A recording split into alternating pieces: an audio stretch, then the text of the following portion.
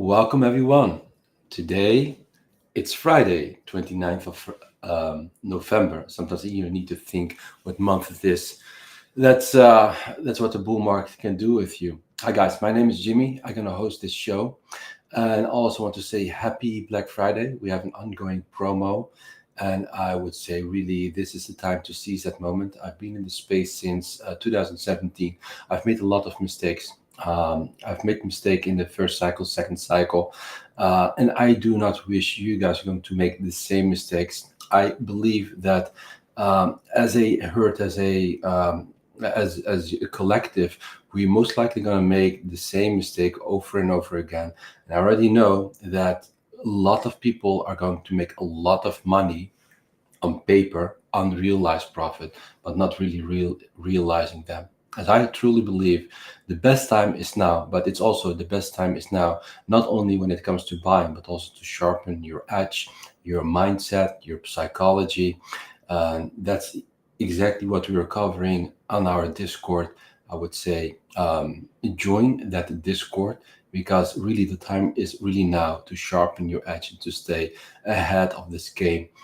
My forecast in the next few months is a lot of people, they will be paralyzed and overwhelmed by their own emotions and feelings. And only those with a good exit plan, they're going to make a lot of money. Those who don't have an exit plan and only an entry plan, likely, very, very likely, they're going to make a lot of stupid mistakes. But without further ado, we have a special guest here. We have Daniel from the Chart Guys. Daniel, such an honor to have you in this live show. How are you doing, my man? I'm great. Thanks for having me.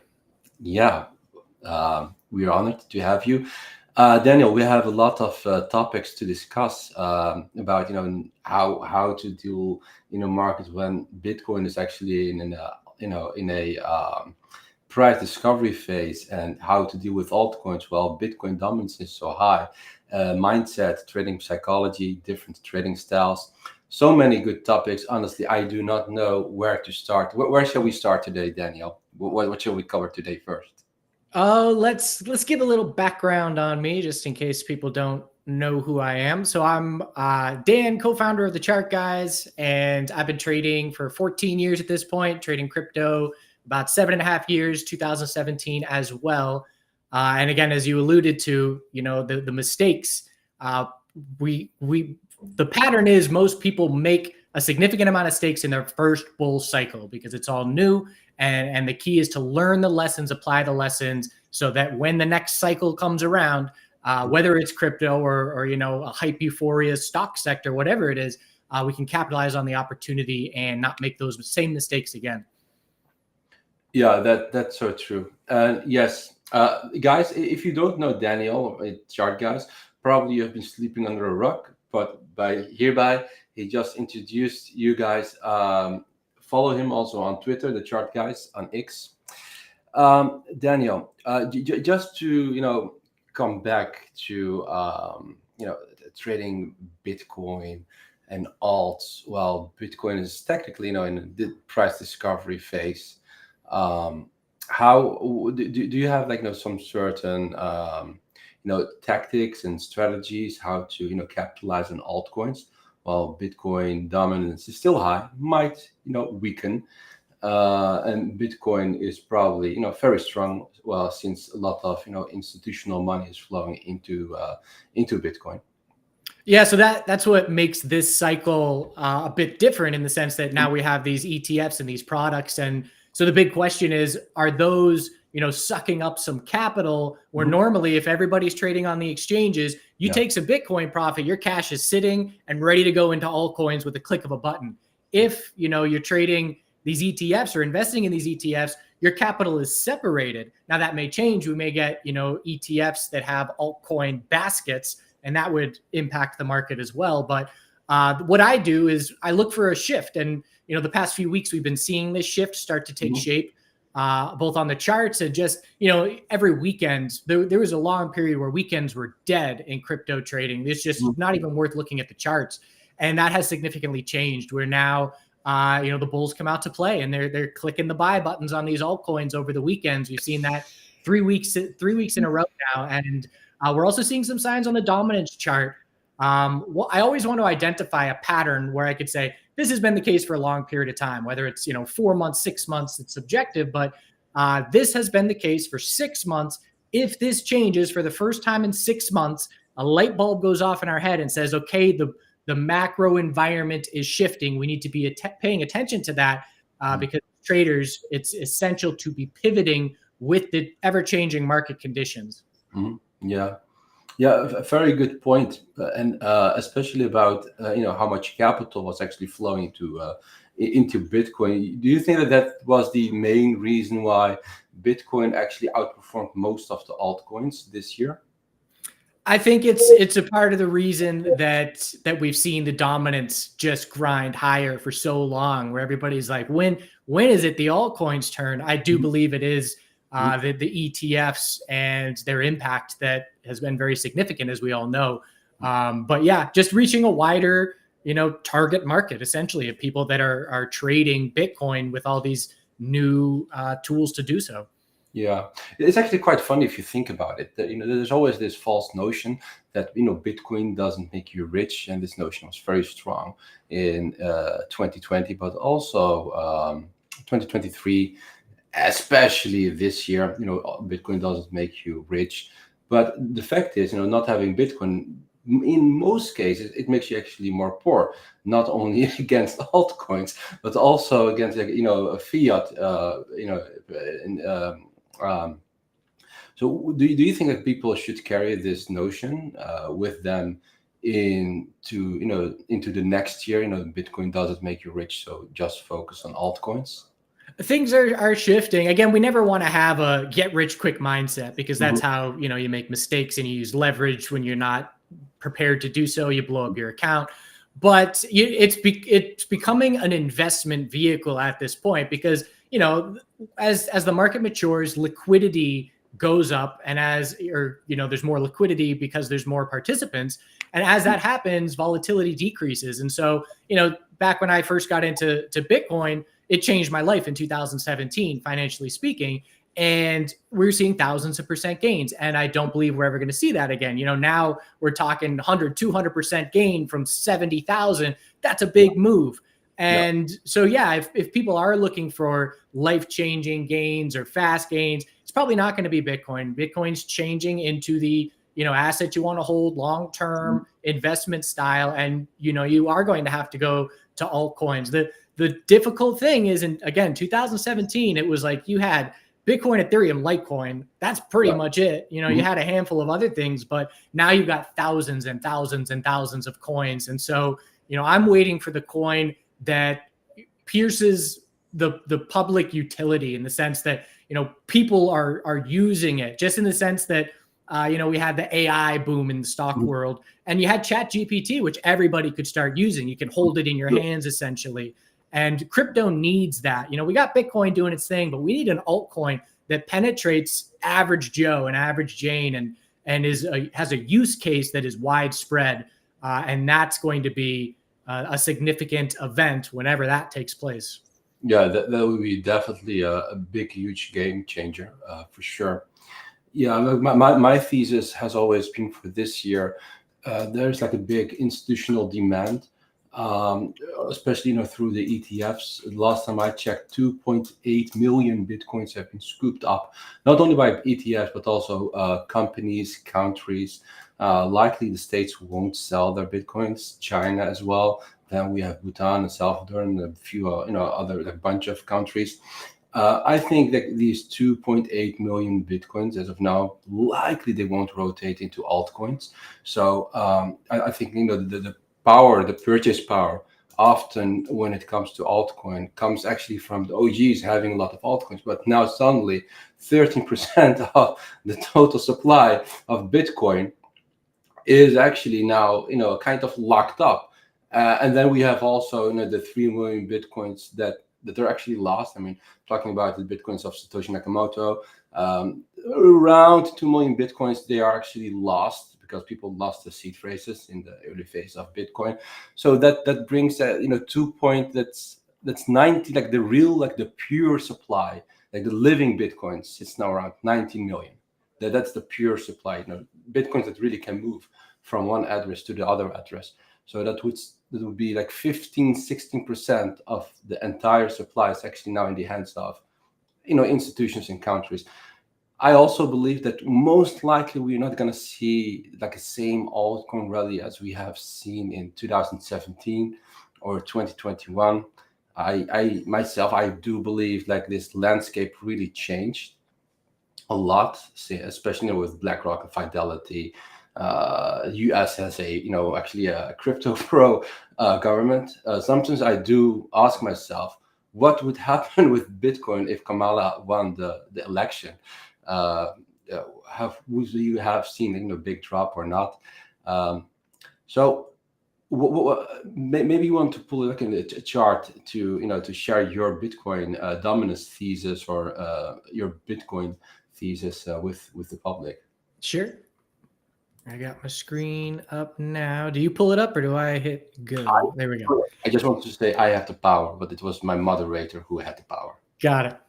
So this is the weekly chart for the dominance BTC.D. And again, I just identify, all right, this red line is EMA 12, which I use in all my trading ever since trading crypto in 2017 changed how I trade stocks and everything. And, I took a ton of indicators off my chart. It was much more pure price action, and I kept on these EMAs. But we can say that the dominance chart has been closing above the EMA 12 for the last 6 months. And this week, we got 2 days left, just over 2 days left in the week. We're potentially closing under it for the first time in 6 months. So again, we want that little light bulb to flash off in our head and say something is shifting a bit here. And if we go to the monthly time frame, we've set a higher low every single month for 10 months in a row. And again, we're going to be closing right at the low of this November candle. And so this 10-month stair step is likely to break in December here. And again, just showing us the shift is underway. And, a lot of people are looking for ETH to take its turn to try and get back to all-time highs. And we always got to look at this ETH BTC chart. And again, same concept. Weekly EMA 12 has been resistance for months. We're testing it now. We've got to get over. We need the trend progress. We need a weekly uptrend. We need sustained moves on longer term time frames that can follow through. So we're getting the glimpse that tells us, okay, pay attention because this shift is potentially now underway. And now we just need to see that follow through into the end of the year. That's very interesting. What's your thesis that we might see like a continuation in Bitcoin dominance decline? Yes, that is what I'm looking for. And again, losing that EMA is the first step. And then the next step will be confirming a weekly downtrend with a lower high and lower low, because we haven't done that in any convincing way all year. All year. It hasn't happened. So yeah, indeed. So you can lay out a checklist. I love checklists. I love definitive statements. So we're not always subjective to our emotions. But so you can make a checklist for the dom and say, okay, losing EMA 12, step 1, confirming a weekly downtrend, step 2, seeing the dominance get to daily oversold conditions. When's the last time that's happened? That hasn't happened. Again, just right to start the year. So these are all things that altcoin bulls want to see happen step by step to confirm. Because again, it's just a probability needle. Is it altcoin time or not? and the probability needle is increasing, but we need these steps for that to continue increasing again as we head into the start of 2025. Yeah. I'm really glad that you shared this Bitcoin dominance chart. Myself, I haven't plotted the 21 EMA on it, but this totally does, makes a lot of sense. My thesis is on one hand, like a little bit based on time cycle analysis, and what I then use for the cycles is actually the Bitcoin halving. Just like with the Bitcoin price action, after the halving, you will often have like this 160, 180 days of post-halving consolidation. And they are in essence there to, to absorb actually the news. I mean, the halving is, in my opinion, a non-binary event. It's an event for the next 4 years, for the next 210,000 blocks. And to fully, really, to feel that shift in supply and demand, it takes a lot of time. So during the third halving was 160 days. This time it was a little bit more, 180 days. And then we saw a continuation of Bitcoin going up.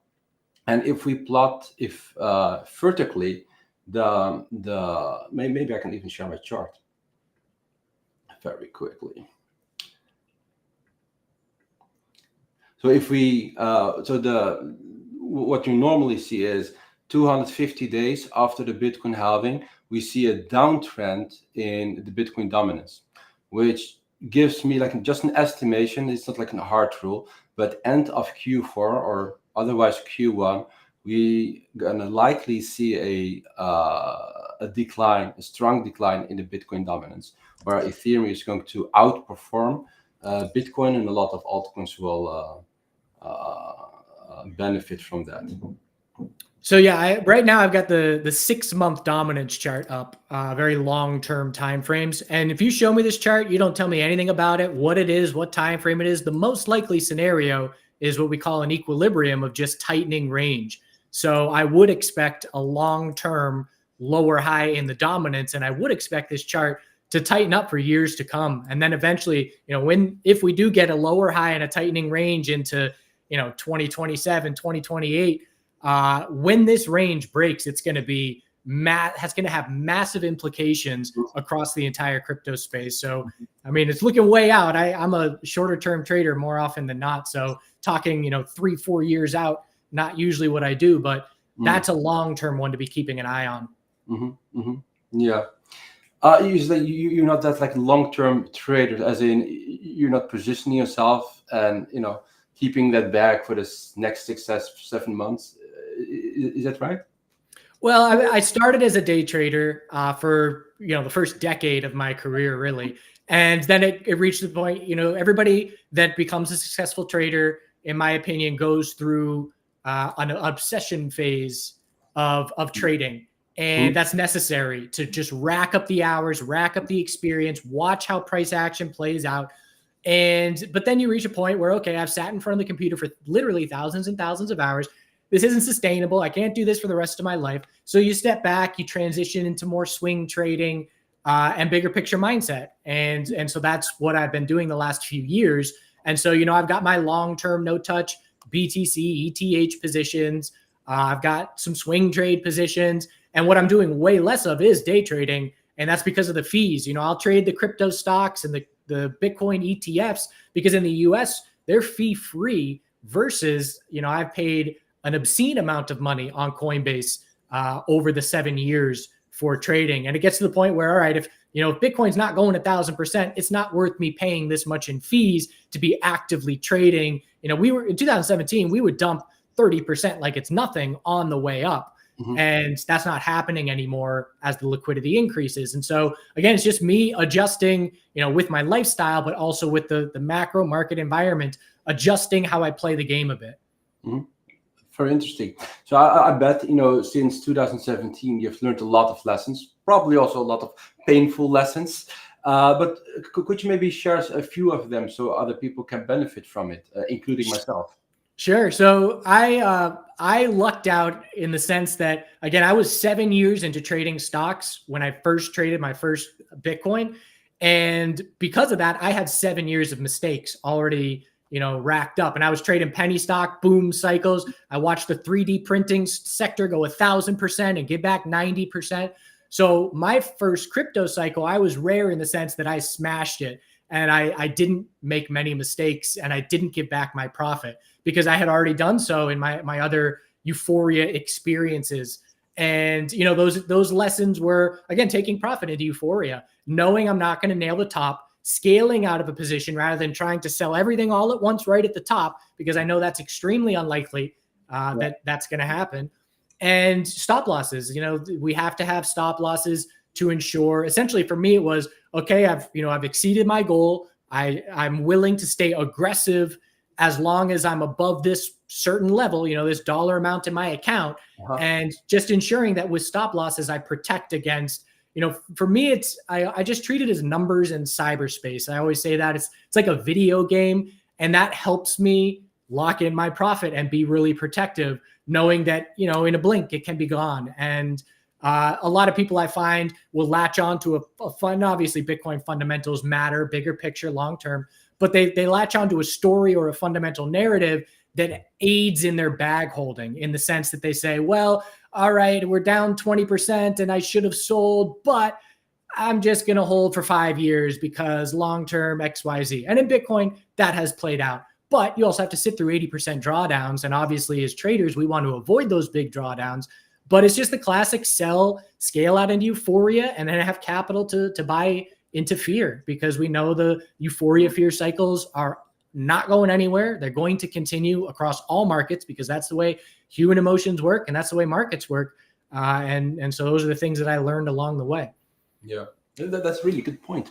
I'm just curious, how is it when you're getting cautious? Is it like when you see or feel euphoria in yourself, or are you seeing the market being very, in that euphoria state? Yeah, so that's a good question. Self-reflection is essential as a trader. We need to self-reflect on our wins and our losses to learn the lessons. We need to self-reflect on our emotional states. We need to be able to zoom out and observe what's going on in our head, the little voice that's talking in our head, and say, am I feeling FOMO? It's the kind of thing that, again, as a professional trader, it's not that I don't feel FOMO and I don't feel fear. It's that I recognize that I'm feeling it and I don't act on it.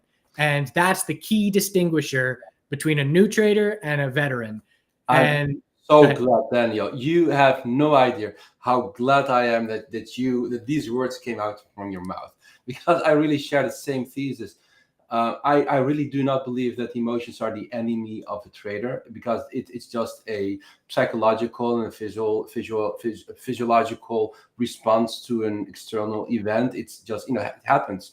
Just like we cannot control thoughts. If someone would tell me, hey, Jimmy, don't think about Bitcoin, well, the first thing I will do is I will think about Bitcoin. But for me to not think about Bitcoin, I need an immense power of willpower and discipline to not think about it. And this is not something I can keep up for a long time, and eventually I will think about Bitcoin. So the way how I see emotions is it's actually a lot of information, and it's acting upon emotions and having the emotions are actually two different things. And I also see, like, the analogy I often make is, me in a big swimming pool having a big ball in my hand. And that's basically the emotion. If I'm trying to keep that underwater, somehow, someday, very soon, probably within 5-6 minutes, it will pop up and it will even smash my face. And that's how I actually see unprocessed, unregulated emotions. The more we try to fight them, the stronger they will become, and the weaker we will become, and the more we're gonna, act very impulsive on them. Daniel, just to expand a little bit on that, I also believe that when there's a lot of euphoria in the market and everyone wants to become a part of a trend, then the question is always, who is left to sustain that trend? And often it's nobody. And when people are taking profit, things can go down very quickly. Do you have, some tools or techniques or some data points you rely on to find out, okay, this trend is probably overly crowded, or the euphoria in this market is, it's not normal, not healthy anymore. This is for me the time to take a step back or to scale out. something like that? Yeah, so self-reflection is one data point. The other data points are, my phone, my texting calls, and after the election, I had my neighbor who said, "Yeah, I've never been in markets, but I have some money. What do you suggest?" I had my friend's dad calling me saying the same thing, and it's Mm, people that are out of the market mm, for the majority of their lives, wanting to get in for the first time, and the reason they want to get in is because they're reading the headlines, they're feeling the euphoria, they don't want to miss out. The other data points are, analytics, social media analytics, and YouTube views and things like that. So mm, it's a number of puzzle pieces that we put together, and again, we can't pinpoint a top based on euphoria, but we mm. can say, okay, this is feeling euphoric. I know that when we're in a euphoria market, I want to be thinking about taking profits more than I want to be thinking about aggressively sizing up, unless, again, you have experience as a trader and you have discipline to know that you can protect your positions. Mm. But yeah, it's the kind of thing where, euphoria, there is still a lot of opportunity to be made. And, that's one of our strategies that we employ, is we call it the back burner, which is just buying shorter term oversold conditions that mark longer term higher lows. For example, 5-minute oversold will mark an hourly higher low in a strong market. Hourly oversold will mark a 12-hour higher low in a strong market. And again, this applies to stocks, it applies to crypto. And that's how I've made the majority of my money in crypto, is playing these back burners while in a blue sky euphoria breakout. And so when we see those little things stop working, and when we see, price level trends shift, those are the initial warning signals. Again, we want to recognize a change in market environment. So if these oversold bounces have been working for months and they now stop working, the light bulb in our head goes off and says, okay, there's a shift in the market environment taking place. I have to make note and I have to adjust my style. And maybe I go from pumping the gas and being really aggressive to now I'm pumping the brakes a bit and I'm being more picky. And maybe I'm using smaller position sizes, trading less often. We have to be reactive to shifts in market environments, because if you trade the same way on the way up as on the way down, you're going to give it all back. Yeah, so true. I always tell people, what got you here won't get you there. So in different regimes, in different environments, and basically, the different edge needs to be deployed, because there's no such thing as a one size fits all, like, or one trading rule, and you just apply it and you're covered for the rest of your life. That's not, of course, like the way how it works. And by the way, you said something very inspiring, and I think, like, new traders, but also like even like experienced traders, especially those who are building positions, need to be very aware of. That is, often when you see that the price is going up, let's say Bitcoin in this example, and then it declines, and then people, they kind of like give up on Bitcoin, and then think, you know what, I'm not gonna sell, I'm just gonna hold it, and then maybe, hopefully, 4 years, 5 years from now, it will go up again. It's, indeed, which is, as you said, like, a lot of waiting time, but it's also, there are actually two things happening there. Like, one, it's of course like the opportunity cost, but secondly, also basically cultivating the very wrong mindset. I mean, if someone is willing to sit out for 5-6 years and not taking profit, then most likely that same behavior will be repeated by that same person over and over again, which leads them not to really grow in this space. But Daniel, there's another question. I know you made a lot of mistakes. I have made really terrible mistakes, and I'm really proud of them, because they shaped me in many ways. What is your biggest mistake, or the mistake that had the most impact on you? I would say back in 2017, 2018, on that run, just a mistake in typing in an order. So I typed in a stop buy in Bitcoin, because back then in that market environment, you buy resistance breaks, because you would see easy 5-10% follow through right away. It's a very different market environment these days. But I had a stop buy order set. And then I went out to dinner with my new girlfriend at the time, and I looked at the price, and Ethereum was dumping, but it didn't get to my trigger. It didn't break the resistance that would, trigger me into a position. So I said, all right, no big deal. I got home to look to play the extreme oversold bounce, and I saw that I had a full position of Ethereum. And when I had placed my stop buy, I had misentered one number, and that meant that it had triggered even though resistance didn't break. And so that was a huge shock. That amount of loss at that moment in time was, maybe 180% of what my initial capital, what my net worth was to start the bull run. I was down 180% of that on this drop. Oh, wow. And so it was a big kick in the stomach, like just numb, like how did this happen? Where was the mistake? And just realizing, all right, I need to triple check my orders. And, even 14 years in, that still happens where you press the wrong button, you hit the wrong order. And we have to just put as much time in between these mistakes as we can. They're inevitable. They're going to happen at some point. But just triple checking orders and making sure, do I have any open orders that I forgot to close out and things like that. Well, not gonna lie, like I make mistakes all the time. One of my most recent one was from 2 weeks ago. I went too long and accidentally I shorted.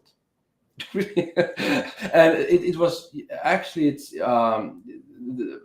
probably the main cause was I wasn't sharp enough, and lack of sleep, and we all know like a bull market can be very overwhelming. By the way, I haven't lost a lot of money, but it was still silly mistake. I could have lost a lot of money, but sometimes even in a bull market, there is this false notion that in a bull market it's no sleep season. I think that's really like a big BS. Because humans just don't operate very well if they're actually sleep deprived. Also from science, we know that sleep deprived people are actually stupid people, as in less intelligent. The brain can, if you give the brain not the chance to reset, it can have a major impact on the forebrain. It can literally shrink. So the size of the brain can shrink when there's a lot of stress, and on top of that, if people are sleep deprived. I believe even in the bull market, it's very good to have that optimized, health and mindset, but also to take a step back. Just like when you're in a room and you're too close to a wall, you don't see the room, you just see a wall, right? And sometimes when you take like 2, 3, 4, 5 steps back, and then you have way more clarity, and then you can also execute way better. And that's actually what I want as a trader, to be in a state of in an optimal state, so I can also deliver optimal performance.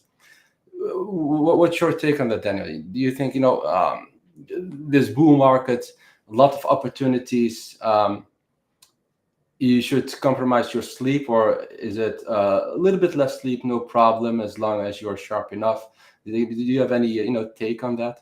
Yeah, good question. Naps were my greatest asset in 2017. And I was waking up, in the middle of the night to check in on things, to take some trades, then going back to sleep. But again, naps were the only way I could do that. And then eventually, 6-8 months into the cycle, I was hoping that Bitcoin would top, because I was saying, this is not sustainable. I can't keep this schedule up. But you have a really good point. I mean, sleep schedule and health needs to be our top priority if we are going to be able to function at our highest. And again, back then, I literally went without interacting with women for a year. I said, this is my top priority. This is my focus. I'm not going to be focusing on this other thing, because I know this is a limited time opportunity, and there'll be women, when it's done. And so I just went into full on focus mode. And there are many times where I make decisions in my life based on my sleep cycle. I love seeing live music, but if the band doesn't go on till 10 p.m., I'm not going to that show, because it's not worth disrupting my sleep cycle and impacting my next day or two. Your sleep cycle, your routines, your health, healthy eating, it's all so essential. Trading is a lifestyle. It's not just a hobby. It can be, you can get good at a hobby, but for those that take it really seriously, it needs to be a lifestyle. And the benefit of that is it will improve your health if you're really serious about it. It will improve your personality. I mean, I've talked to so many people where, just like we were talking about, the ability to zoom out and recognize I'm feeling anger versus just lashing out in anger, that can change your life. I've had people say that my family is grateful that I started to learn trading because I'm a much easier person to live with. And that's how trading is all encompassing as a lifestyle. And it requires a lot of attention. But again, for those that are willing to take it very seriously and put in a lot of time and effort, it has benefits far beyond monetary. 1,000%. I fully agree on that. How we do anything is how we do everything, basically. And some of these, new skills or new disciplined way of thinking just reflects back in any other aspects of life. So how has it changed you, Daniel? Other than recognizing the emotions and feelings, not acting upon them, staying rational, staying step back, having that clear helicopter view. Other than how has trading, how has it helped you to cultivate the person you are right now? Patience, for sure. I have definitely improved my patience through trading. Again, the recognizing our own emotions, and even just feedback I get from partners and women I've dated over the years. It's they're used to ups and downs and extremes in both directions, and they describe me as being a lot more steady and not fluctuating that much. And I think that's important for stability, mental stability, whatever it is. Just not, and also just control. When you have success as a trader and you figure out the game to a certain degree, it is extremely empowering. You feel like it's magic at your fingertips to make money. And that kind of confidence can again seep out into many aspects of your life.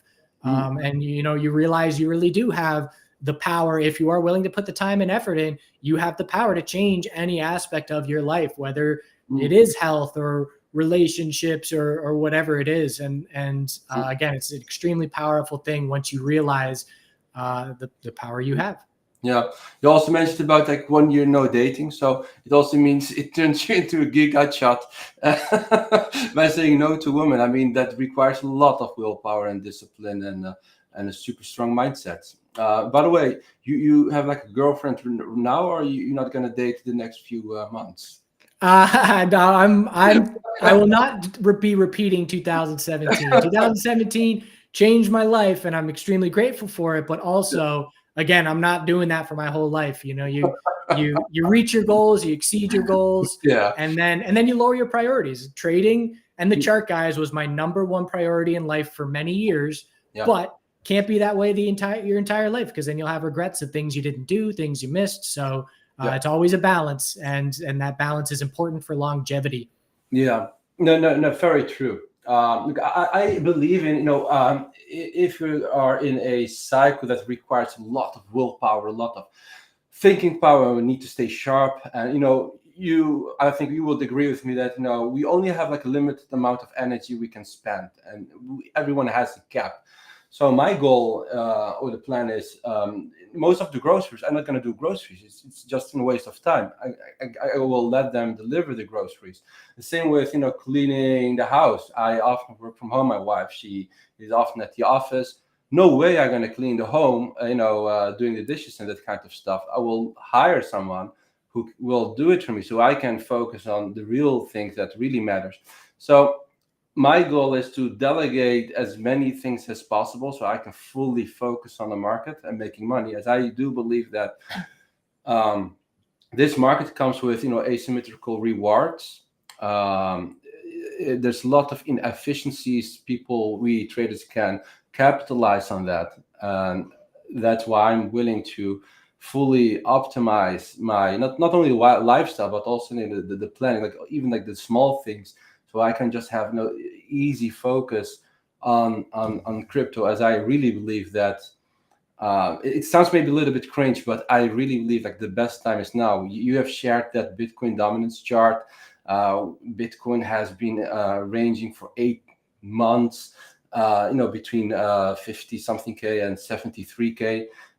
Beautiful breakout. My thesis has always been after a accumulation of 8 months, do not expect two things. One, a perfect bullish retest. It doesn't give you bullish retest after an 8-month consolidation, and do not expect like a small move, of 10, 4, 5%. There's so much tension built in that 8 months, and now it's finally manifesting that tension. And I do believe we might see higher prices. Talking about higher prices, Daniel, do you have any price prediction or ideas where Bitcoin can land in this cycle?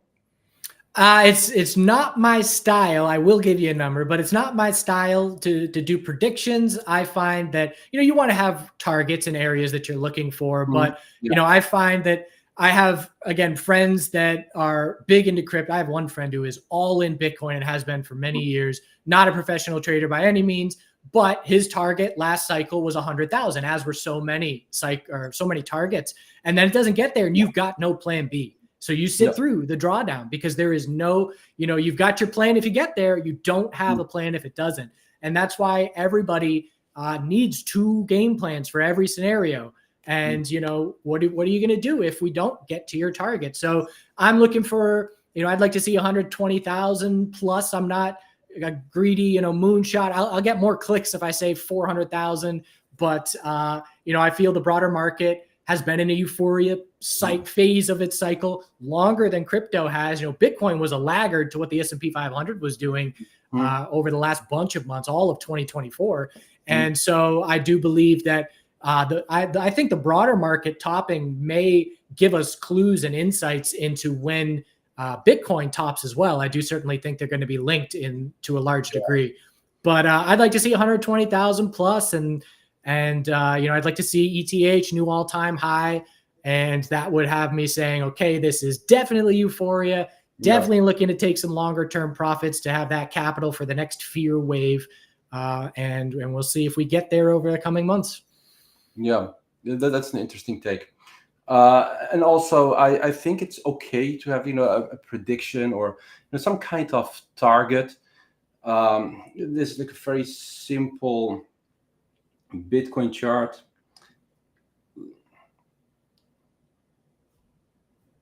Where is it? Yeah. So, oh no, this is TradingView. This here, where is it? You got the dominance up right now. Yeah, this is exactly what I wanted to see. My thesis is just fun to share. Let me go to the weekly. My thesis was always that after this big consolidation, that this would be the breakout. There was a box, but I deleted it. I believe that we could see a top, very simple, just like log scale Fibonacci extension, around 175K. And this exact same methodology also worked very well for the previous cycle, as it brought Bitcoin all the way up here. Of course, we will never see 175K, and maybe we will even overshoot 175K. I believe like the crowd buys and crowd mentality is basically the reason why we have bubbles in the markets, so things can overshoot very quickly. Although I do have this level here as a potential cycle high, I do not believe that I should blind myself and say I will only take profit if Bitcoin goes at this level.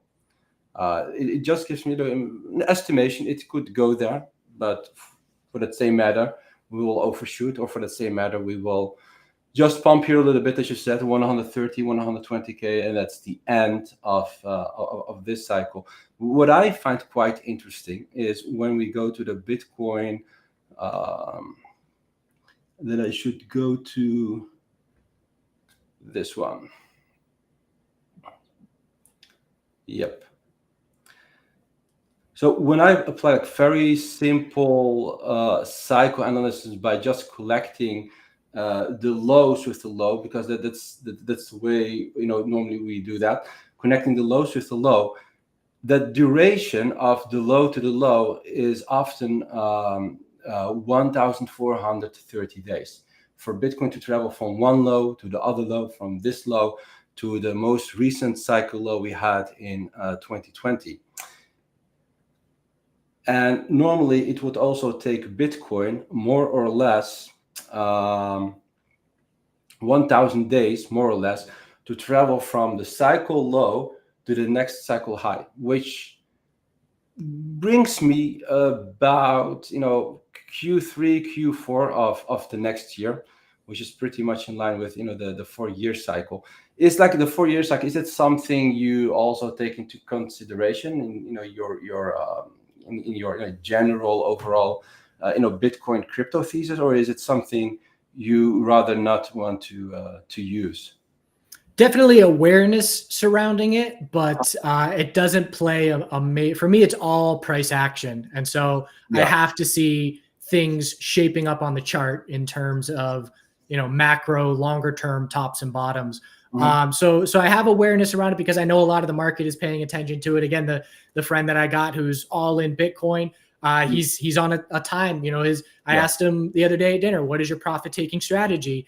And he's based on time, and that's he's using the cycles to be taking some profit. And the thing is, the more people that are looking to do something, the sooner it's going to happen. So we have to be aware of that as well. But I'm very open to time cycles. It's just not my style of trading.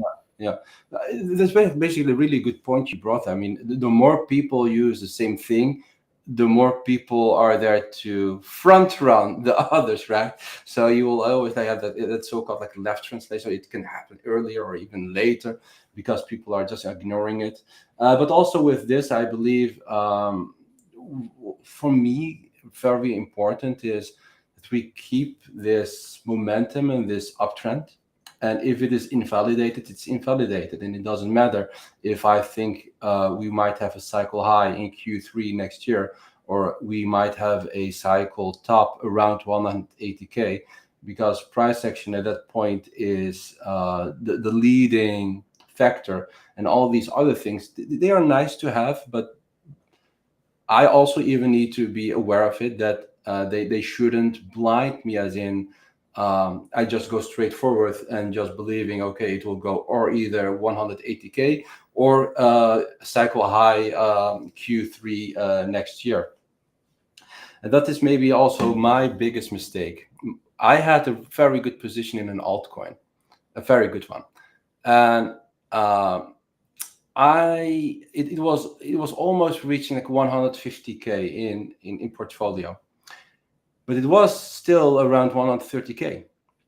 And I was thinking, no, 130K is not a nice number. This happened all subconsciously. I want to aim for that 150K. And because I anchored that number in my mind, it was for me so difficult to just take profit. So the market tanked, and I wasn't empowered enough to close that position, although I was massively in profit, because in my mind I lost money. So when the price is at 130, when the portfolio is at 130K and went back to 100K, 90K, then it doesn't really feel as a win anymore. Although I positioned myself very early, it feels actually like a loss, because I'm comparing it with the all-time high in the P&L. So every time it goes lower, the more pain I'm feeling. And I believe this is most likely the exact same feeling a lot of people will feel in the next few months. I mean, God knows how long this cycle will last.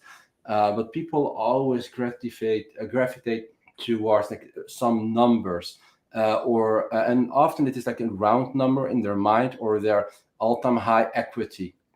So if it is $500,000, or let's like an easy number, $100,000, that's their all-time high. And then the market declines a little bit, and then it goes from 180K, 100K to 80K or 70K. It doesn't feel like a win anymore. It feels like a loss.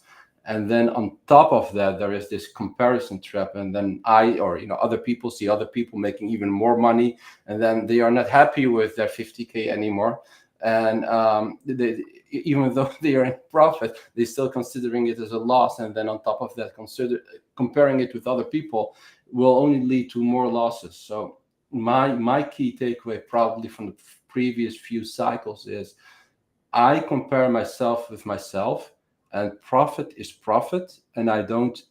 I try to free myself from anchors, be it price, or be it time, and the momentum is the most important thing. And I'm also not here to catch the top.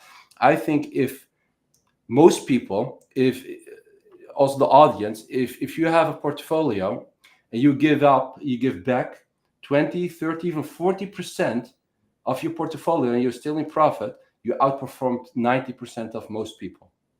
It's really what I believe, because I often, when to determine a top, especially like a cycle top, you're weeks away. Then it's always lagging, right? Whatever we use, it's always lagging. Um, if we just give back like a fraction, or I mean, sorry, the 20, 30, 40%, it's not a fraction, it's still a lot of money. I still believe then that person had done a incredible job. Yeah, if anybody has life-changing gains on paper, take partial profit, sell a third of the position, make it real. It's not real until you click that sell button. And that's where so many people just take for granted. I have this much money because the number says this. No, you don't. That's a flashing number in cyberspace until you click that sell button. And so again, accept that you're not going to nail the top. The professionals, we don't expect to nail the top. So you shouldn't either. And that's why, we DCA, we average in long term. You can scale out and average out. And that's definitely the best approach. Yeah. Daniel, you have such a lot of insights, a lot of knowledge. I like really the way you talk.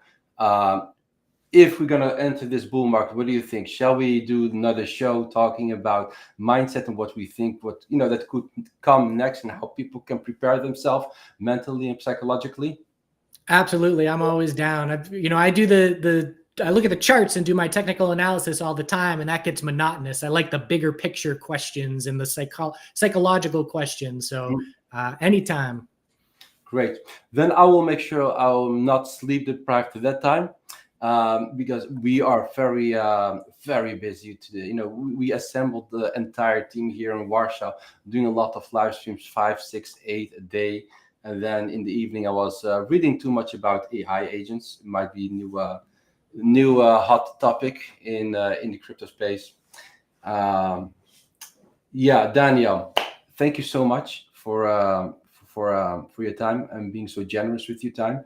Ladies and gentlemen, make sure, if you want to do a good deed for today, okay, follow Daniel. Go to Twitter, or this is his handle, Chart Guys. Follow him. If you do not follow him, you should unfollow me. It's easy as that. Or you follow both of us, or you don't follow any of us. Go, Daniel. Thank you so much, ladies and gentlemen. The next show will be presented in probably 5, 6 minutes. See you guys later. Daniel, again, it was a blast. Thank you very much. Thank you.